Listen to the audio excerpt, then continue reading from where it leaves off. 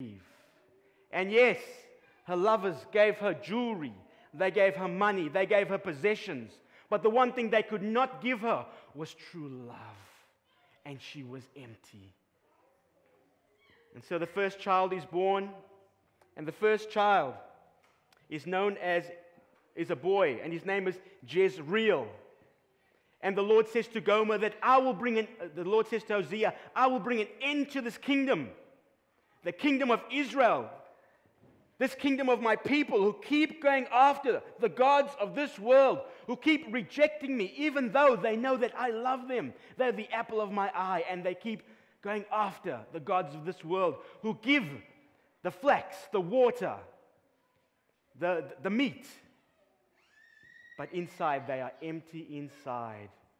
They are rich and increased with goods, but they are poor, blind, and naked.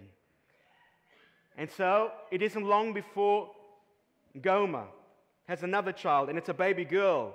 And her name, the Lord says, call this one, Hosea, call this one, Lo Ruhamah. Lo Ruhamah, which means I will no longer have mercy. God's mercy with Israel, God's mercy with apostate people was running out. And Hosea continued to plead.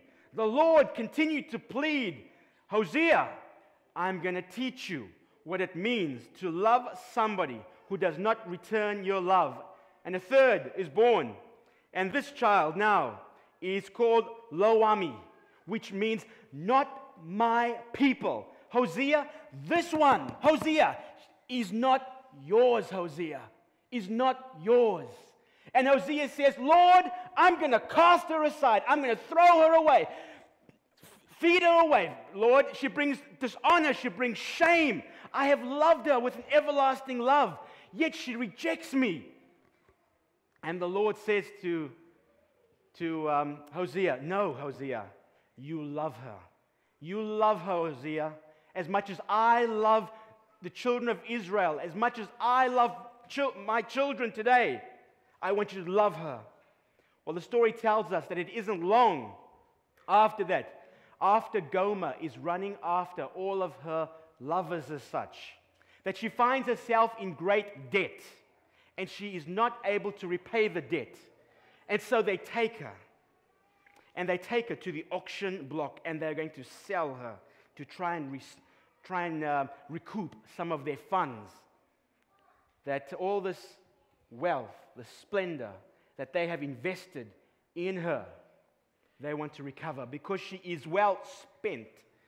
She is well past her youth.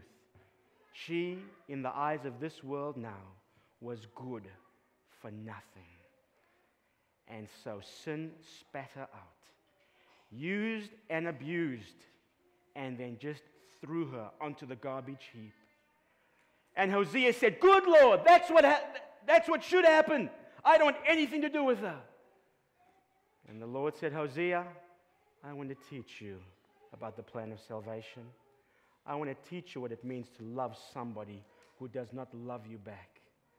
And the Bible tells us that Hosea, he walks down, he goes to the auction house, and he sees on the auction stand, the auction block, he sees his once beautiful, radiant wife. But he sees her now. She's been covered with tattoos. And she's been taking crack. And her eyes are all puffy from lack of sleep. And she notices that the makeup has all run down. And he notices that her hair is unkempt. And he notices that she has a few scars from the beatings that she's received. And he stands there. And all the men who are gathered round her, they, oh, Hosea's here. And they wonder, what is Hosea going to do? And Hosea walks down and he looks at her and he says to all the people there, I have come to purchase my wife back. I will pay 15 shekels of silver, and 1/2 homes of barley, and that's everything that I have. I will buy her back because I love her. On the outside, she had been used and abused by sin. And the very ones who had gave her the jewelry, the very ones who said they loved her, because of the hardness of their heart, Adam, it's her fault. Crucify her. Take her. As long as we can be spared and as long as we can get our investments back. And Gomer and Hosea are reunited, and he loves her. And the Lord says to Hosea, the Lord says to us today, is that even though we have been spent, even though the world, many in the world have chosen to run after the lovers, the things of this world, still God does not cast us aside. Perhaps today you haven't been to church for a long time. Perhaps today is your first day at church. Perhaps you're an old member and you've heard the story. You've heard that old story, the old cross, and you've heard it. But today, perhaps you've experienced it because you can place yourself in Hosea's position and you can see Gomer.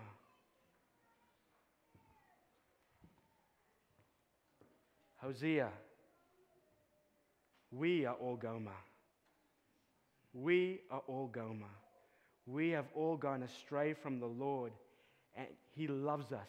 He has been drawing us and wooing us and forgiving us. And He asks us this day not to hide in the bushes, not to hide, not to cast blame, not to fear, but to follow His commandment and to come home. Because God has done everything possible. He has sent His Son to die, to redeem, to pay us back, to redeem us from the auction block of sin. And perhaps today is the day that you see it. Jesus alone has redeemed us.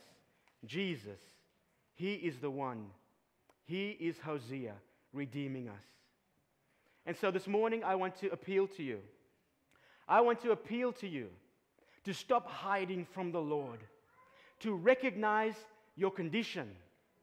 This morning I want to appeal to you to surrender to Jesus and to look to Him, the author and finisher.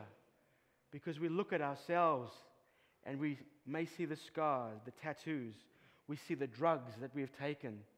But the Lord looks at the heart. Because on the outside, Gomer was standing there and she didn't look like a pretty sight. But she was more justified than all the men around her who were in need of nothing. Their hearts had become hardened. And the Lord says today, I want to give you a new heart. To take away that heart of stone and to give you a heart of flesh. You know, I love going camping with my children.